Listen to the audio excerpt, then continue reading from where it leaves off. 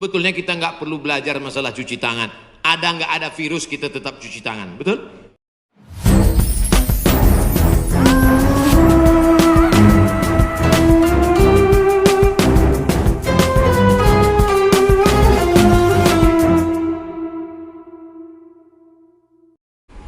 Bagaimana kita bisa membedakan musibah, cobaan, bencana, atau azab?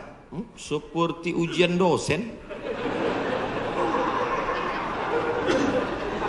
Misalnya virus corona yang sedang merebak sehingga dampaknya pada kaum muslimin, khususnya muslimin di Indonesia yang tidak dapat melaksanakan ibadah umroh. Pertanyaan dari Bapak Ridwan Ahmad Faizin Emrian Abidin Bandung. Ternyata ini pertanyaan kolektif.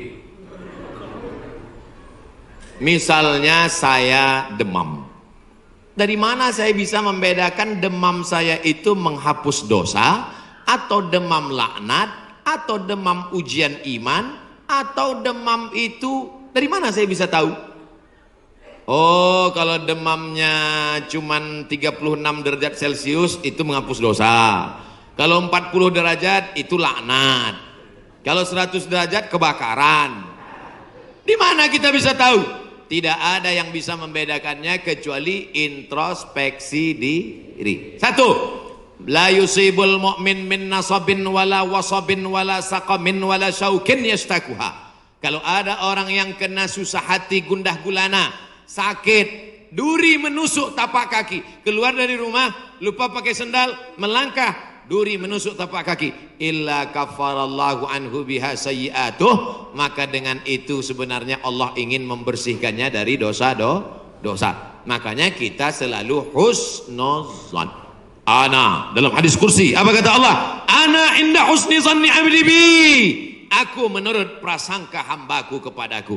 Maka kalau kita kena penyakit, yang pertama husnuzan pada Allah, bahwa sebenarnya Allah ingin membersihkan kita dari dosa.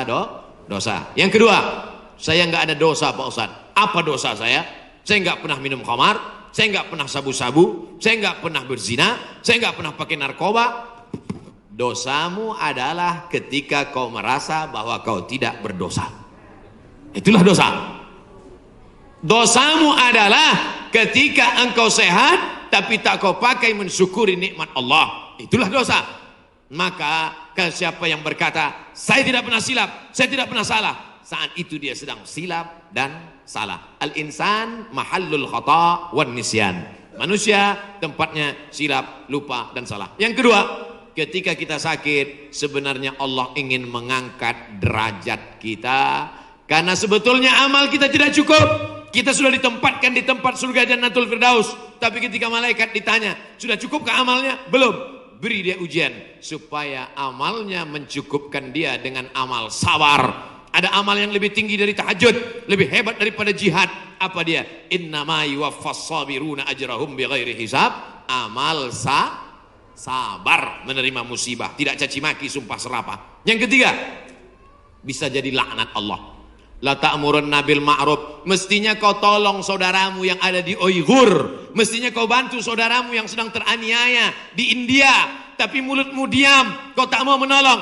Ketika musibah dikirimkan Allah dalam bentuk bencana, ternyata yang kena bukan yang jahat-jahat saja, yang baik-baik pun ikut juga kena. Maka tidak ada cara lain kecuali mohon ampun, minta ampun, taubat nasuha kepada Allah Subhanahu wa ta'ala. Oleh sebab itu maka yang bisa membedakannya hanya Allah, dan kita hanya berhusnuzon kepada Allah Subhanahu wa ta'ala. Bagaimana cara membentengi bencana yang semakin banyak akhir-akhir ini? Itulah yang udah kuceramahkan tadi.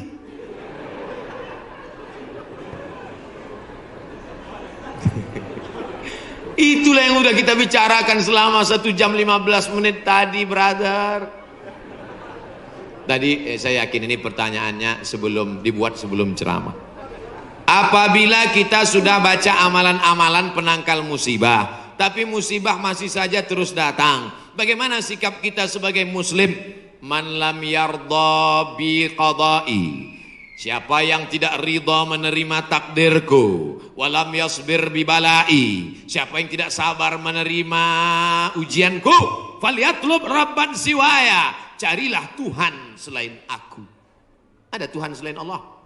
La ilaha illallah. Maka kita tidak ada cara lain kecuali ridha, ikhlas, terima ketetapan Allah. Makanya ketika bangun pagi apa doanya?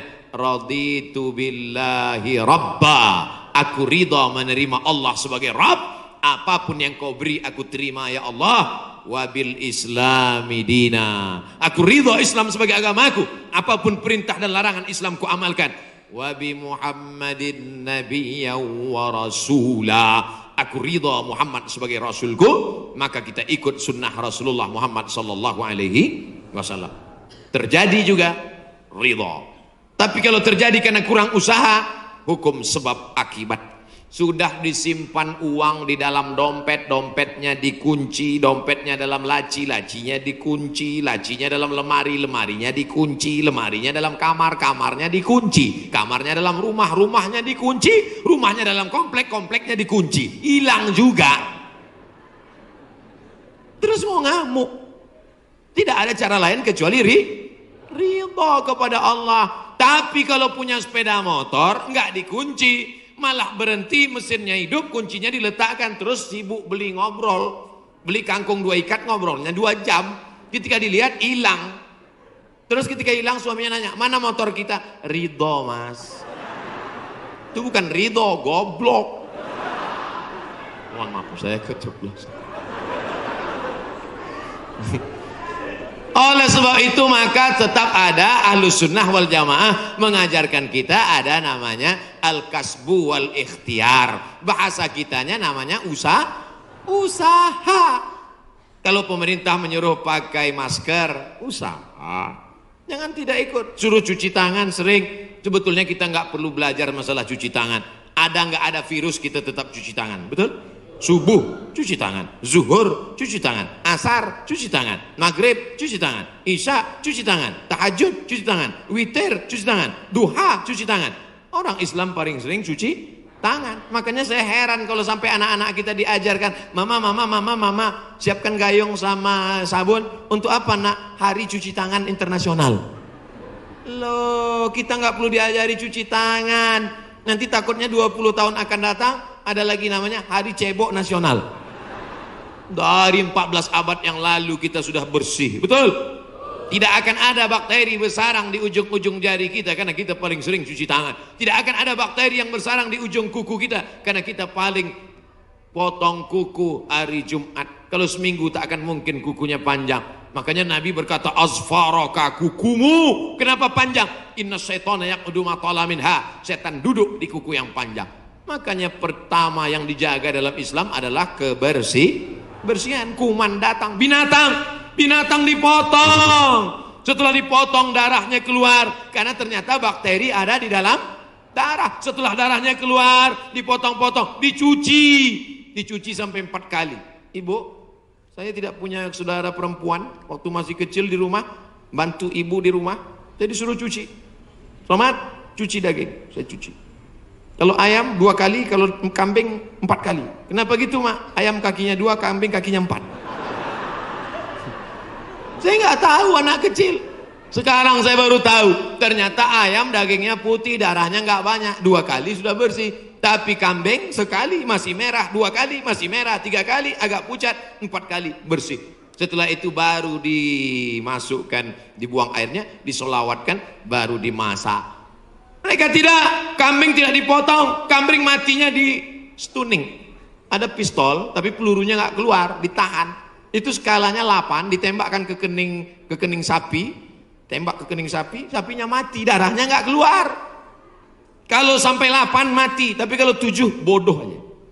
Itu sapi-sapi dari Australia yang datang ke tempat kita yang liar seperti banteng, itu ditembak otaknya skala stunning 7. Bodoh. Ibu kalau ada bapak yang liar, tembak skala itu. Mas, mama mau pergi arisan, pel lantai, mandikan anak, dan papa. Nah itu udah kena stunning. Jangan diamal. Tidak dipotong, hanya stunning 8 skala, akhirnya sapi tumbang, darahnya masih dalam daging, bercampur dengan darah bakteri penyakit, dipotong-potong, diletakkan di atas api yang tidak terlalu matang, bolak-balik, nggak dicuci, darah nggak keluar, masuk ke dalam roti, dicampur, dimakan. Barbecue. Habis dimakan kena penyakit medco. Ko sapi, gila, medco sapi gila. Sapi aja yang halal bisa menjadi penyakit, apalagi yang dimakan kelelawar, Batman. Maka kita disuruh kulu, makanlah. Tapi yang dimakan itu apa? Min thayyibat. Thayyib artinya baik, baik. Dulu thayyib baik-baik, sekarang thayyib nggak pulang-pulang. Mohon maaf Pak Thayyib nyantur sini. Masya Allah, tabarakallah.